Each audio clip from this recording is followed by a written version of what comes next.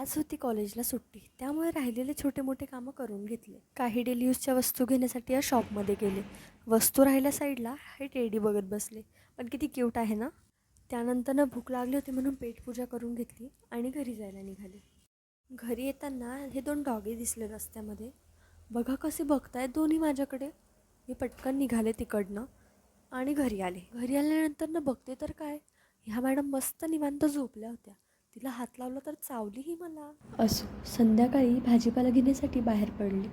तिकडे पोचल्यावर बघितलं तर खूप जास्त गर्दी होती तिकडे.